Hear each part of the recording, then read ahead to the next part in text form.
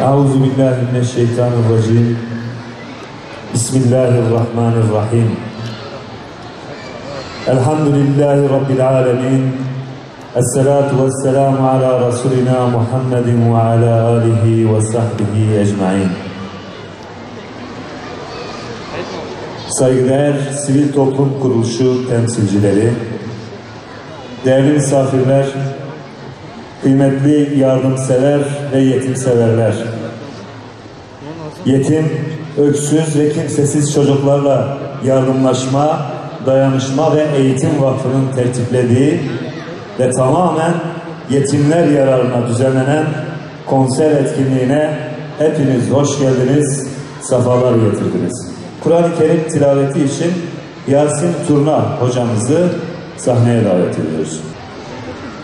قُلْ إِن كُنتُمْ تُحِبُّونَ اللَّهَ فَاتَّبِعُونِي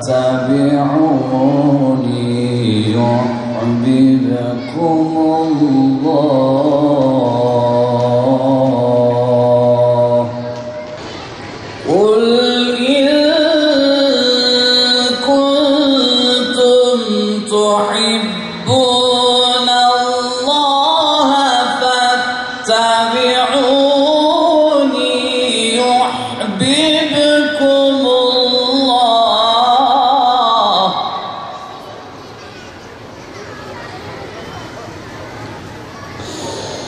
يُحْبِبْكُمُ اللَّهُ وَيَغْفِرْ لَكُمْ ذُنُوبَكُمْ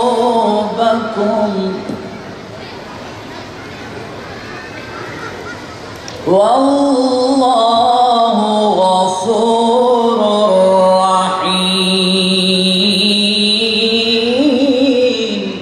Yüce Rabbimiz Kur'an-ı Kerim'de merhameti, yardımı, muhtaçlara, kimsesizlere ve hatta tüm insanlığa merhamet göstermeyi bizlere emretmektedir.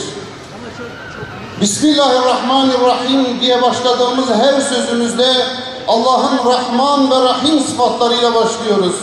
Onun merhamet ve şefkat sıfatlarıyla başlıyoruz.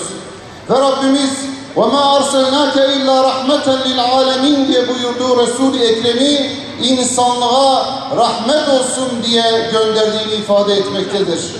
İşte Rabbimizin bizi sevmesi ve bizden razı olması ne şekilde olur diye bir Allah dostuna sorulduğunda Allah'a ibadet ve kullarına merhamet diye ifade eder. Yine Allah Resulü Aleyhisselatü Vesselam insanlara merhamet edeni Allah merhamet eder diye buyurmaktadır. Yerdekilere merhamet etmeyene göktekiler merhamet etmez diye buyurmaktadır. Allah Resulü Aleyhisselatü Vesselam işte bizleri bu anlamda sürekli merhamete teşvik etmektedir. İnsanlara gösterilecek olan merhametle bizim de merhamete ulaşabileceğimizin sırrını bizlere göstermektedir Allah Resulü Aleyhisselatü Vesselam. Ve yine Muaz bin Cebel'e sorarlar, bir zat bana nasihat et der. Muaz bin Cebel der ki merhametli ol, ben de senin cennete girmene kefil olayım.